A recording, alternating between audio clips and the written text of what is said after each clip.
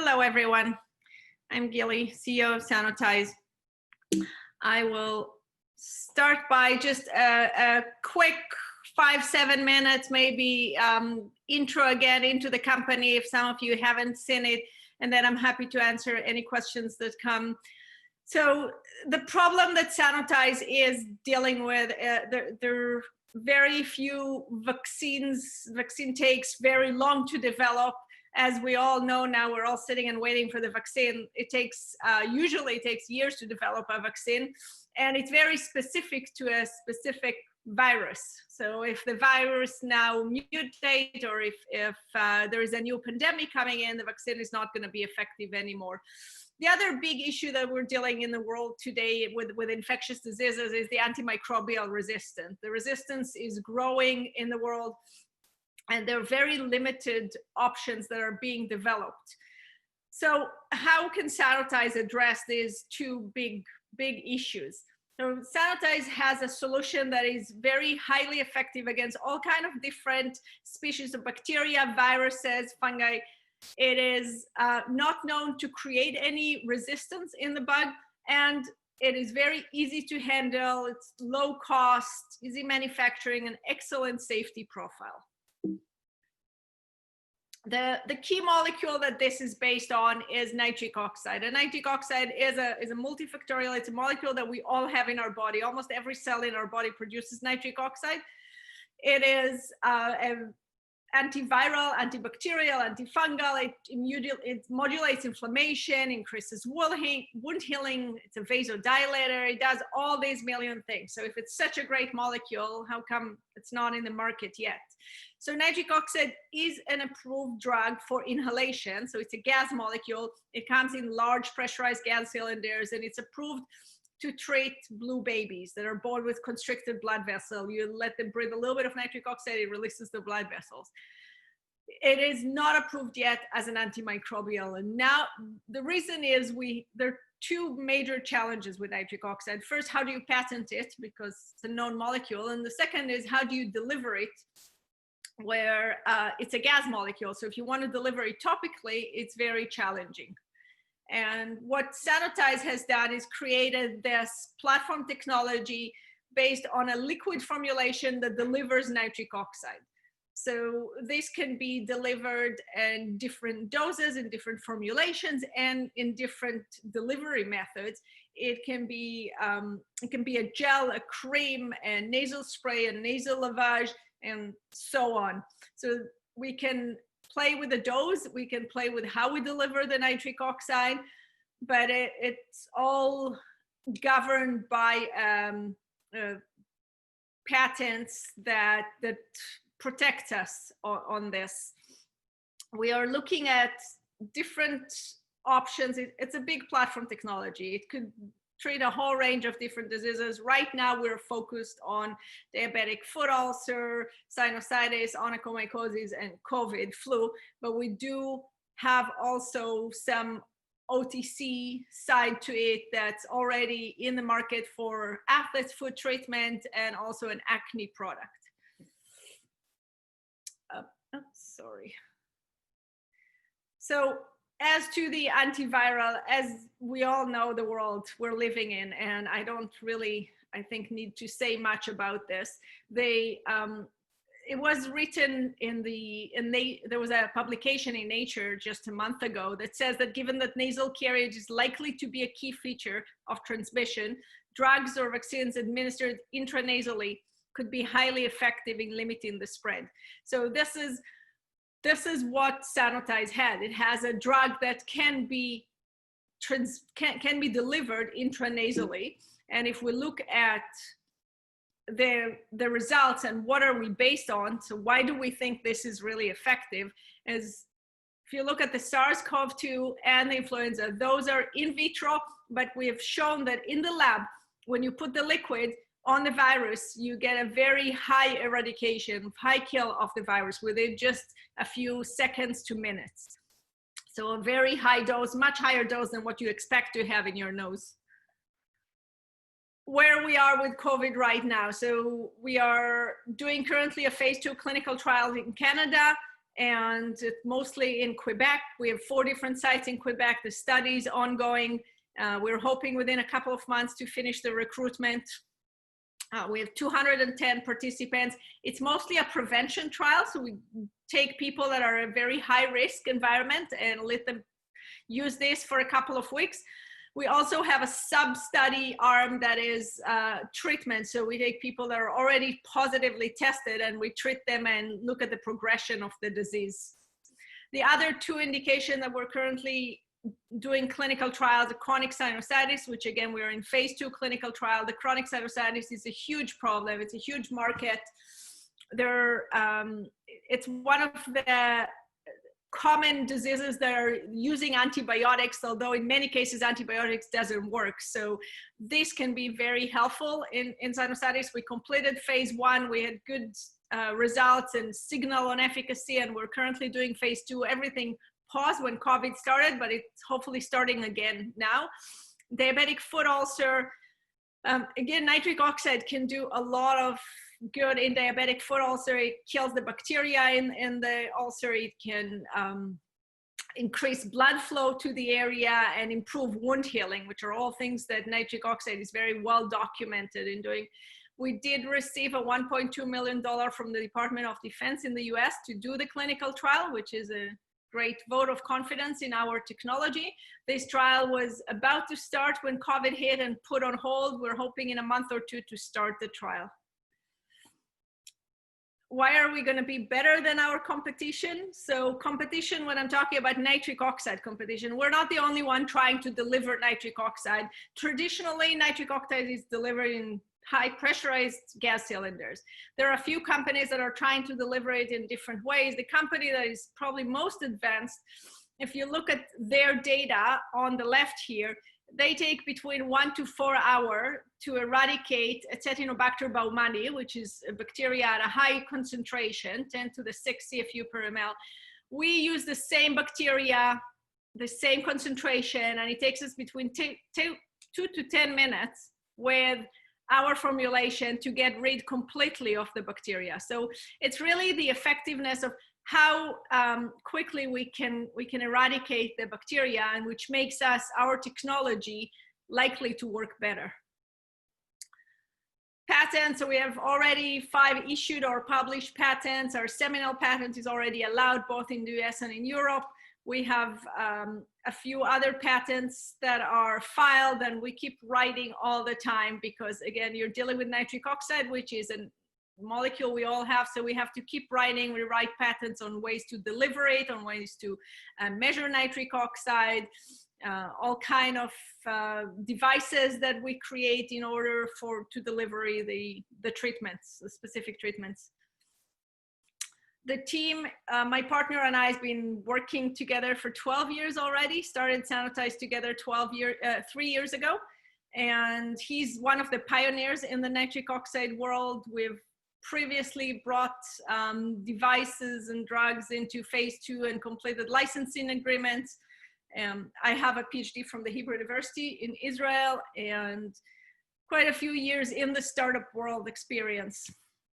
And we have a strong board of directors, which led by Professor Murad, who won the Nobel Prize on the nitric oxide discovery, on the role of nitric oxide in our body, and a brilliant, brilliant man. And we've got Dr. Mike Abrams, who's been in pharmaceutical development for many years. We're surrounding ourselves with very strong advisors. So I would say that we know what we don't know, and we seek for good advice, and we always try to find the best experts. We're bringing on the team right now a business development and a CFO as well, so increasing and strengthening the team. And I don't want to take too much time because I would like to answer questions that are coming up. So happy to answer anything. I'm just looking at the chat right now. It's all blocked here. Okay, here we go. Okay.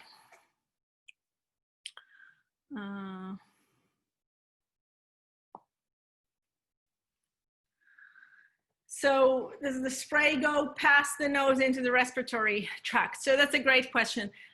The goal of our treatment is to eradicate the virus in the nasal area. So the infection starts in the nasal, and maybe I will just get off the sharing mode so you can see me here. So the infection started in the nose. It does not mean that nitric oxide, yes, you will breathe some nitric oxide, and nitric oxide has been shown to increase anti-inflammatory cytokines, decrease pro-inflammatory cytokines. So there is likely an overall positive effect, but we're looking specifically at a localized antiviral effect when we're delivering the nasal spray. And that's why when we talk about prevention, is using it daily as a nasal spray, or when you think you got infected, or early treatment where you're starting to have symptoms and you use the nasal spray and the nasal lavage to kill the virus. Would it also work infections like, yes. Really, just before we go to the next question, apologies, I just want to remind everybody who joined a little bit later that questions can be submitted through the chat function, which you should see at the bottom of your screen, and Gilly will be addressing them all now. So would it also work on other infections that are resistant to antibiotic? Yes, so we've done a lot of trials in the lab where we tested all kind of bacteria that are resistant to antibiotic. We have tried to see if bacteria can develop resistance to nitric oxide, and we actually tried to create resistance and could not create the resistance in the bacteria. So yes, it does kill in bacteria that is resistant if you get the liquid to where the infection is. So for example, when we're talking about diabetic foot ulcer and there are a lot of resistant bacteria, then this can definitely help in killing bacteria that is antibiotic resistant. How do you evaluate prevention and efficacy in clinical trials? So I'm assuming that's relating to the COVID trial. So with prevention, the trial right now in Canada has 210 people in it, where we recruit specifically from high-risk environments. So not even healthcare employees, but not at the hospital. At the hospital, they're very well protected. We're looking at places like care home facilities where there are a lot of infections. We have a 3-to-1 ratio of treatment to control. So we do have a control arm, and we look at how many people are getting infected in the control arm versus the treatment arm that are in a 2 weeks period of doing the treatment. In the efficacy of already treatment, then we take people that are already positive tested, and we're looking at how long does it take to reduce the viral load and to resolve the symptoms. We are designing a trial right now and submitting to the FDA for approval. And that's for a treatment. So we take people that are only positive tested. It's going to be a complete virtual trial that can go all over the US. And once you get tested positive, you can enroll into the trial, and we're looking at percentage of hospitalization as a primary endpoint. We're also looking at resolution of symptoms. For COVID, does NO only work at site of contact? If so, if administered by nose, would it not only treat small percentage of the exposure? Again, the thought today is that, and that's why we're talking about early treatment or prevention, is the thought today is that the infection and the virus multiply for quite a few days inside the nose and in the nasal cavity, and that's where the infection that's where the treatment can kill the virus. Is the research collaboration taking place with Israel, or R&D taking place mainly in Canada? So we're looking at doing a clinical trial in Israel as well. It's a little bit more complicated in Israel with the way the regulatory, if you're not doing the trial at the hospital, then it's a little bit more complicated, but we're definitely looking at doing some of the research in Israel. We are collaborating with a company in Israel that's developing our new nasal spray. So we are working on a new device that we patented for a nasal spray. So that's an Israeli company that's collaborating with us. So is it a prescription, or can it be just over the counter? So the goal is to take this, first of all, in order to be able to have the claims, we need to take it into prescription first. So get the approval. And once we get the approval, then the goal is to take it into over the counter quickly. But that will be at that point, we will be allowed to say that it works as an antiviral. And because it's easy to use at home, we believe that we can very quickly get it from prescription to over the counter. But we want to be able to have all the claims on it. I mentioned the lavage. Is that done prior to SaNOtize spray? So the lavage we're using, what the thought is to, if you do one lavage at night, and that's, I think, a common thing in some places in the world, like in the US, it's not common everywhere. So we're doing a couple of trials. One is using the lavage, one is just the nasal spray. The nasal lavage, the idea is that it's a larger volume, and if you do one lavage at night, you increase the chance of killing the virus if you already have the infection. And is it for sure necessary? We're not sure yet. That's why we're testing it. Is there research? 1 second for COVID. I'm just seeing what else. What is the delivery? Is it by?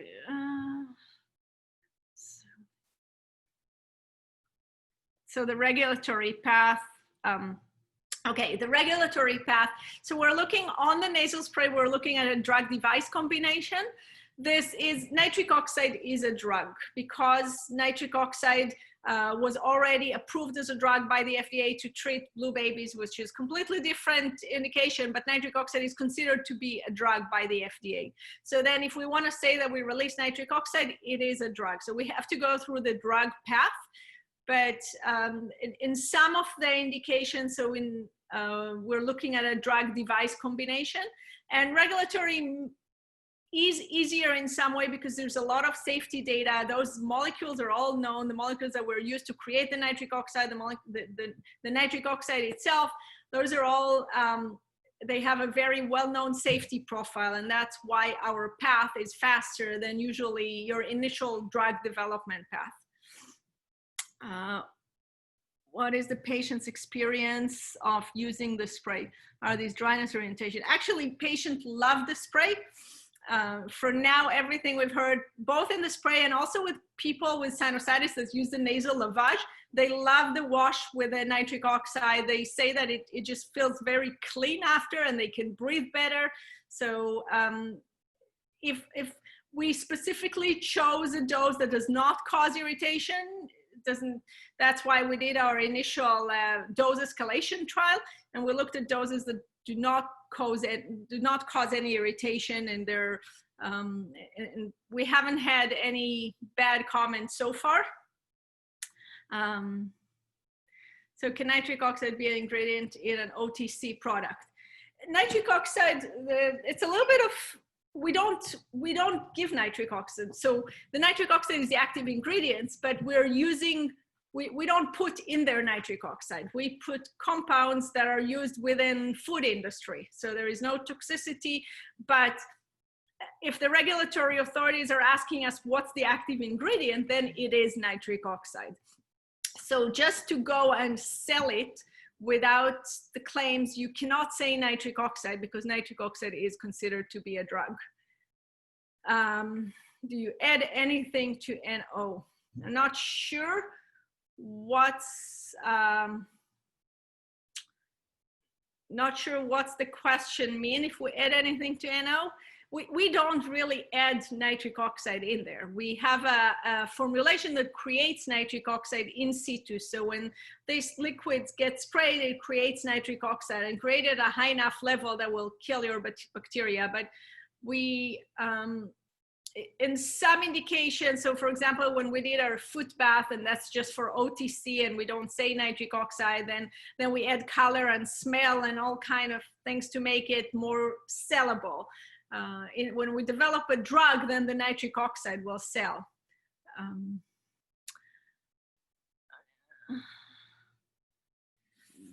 If there's some questions about joining our trials, I think that's right now, depending where you are at. If you're in the US, in the US, we're only going to recruit people that are already positive tested. So I hope that none of you will need to join this trial. But this will happen. In Canada, We recruit right now only in Quebec. So if somebody is in Quebec and interested in joining the trial, if you're working at a high risk environment, then you can join the trial. Sinusitis, the trial is only in Vancouver right now. And the same with diabetic foot ulcer. Could you create a non-drug OTC product? Yeah, so what we have done is you can create one, but then you have to be very careful with what you claim. You cannot claim that it releases nitric oxide. You cannot, depending on the claim, but it's possible. And part of the way our company is looking at our insurance for investors is that we do that and figure out a way to do it and get some licensing money revenue coming into the company. But we just have to make sure that we do everything properly. We do not sell, I get this question often, if we sell the spray. We don't, because we're developing a drug, and when we're developing a drug, I can't just give the spray or sell the spray to anyone because it's all governed by regulatory. So that's not an option. And I think they're giving me the heads ups that we need to finish because we've got a new session starting. So yes, thank you everybody for joining the session.